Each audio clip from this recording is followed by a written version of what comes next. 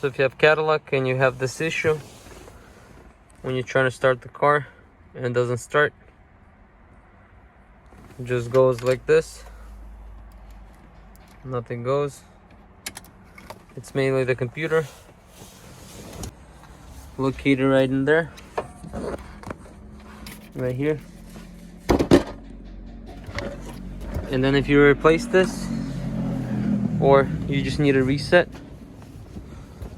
to reset Cadillac, all you gotta do is you gotta do it 3 times.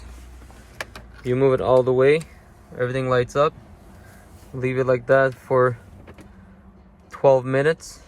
Once 12 minutes is up, go back, just 1 click, don't go too far. Leave it for like 7 seconds or 8, and then turn it on again for like this for 12 minutes. And then again back for 7 or 8 seconds. Leave it like this, 7-8 seconds, and then again, 3rd time for 12 minutes. Once you do that, this right here, security, should go away. If it doesn't, try the 4th time,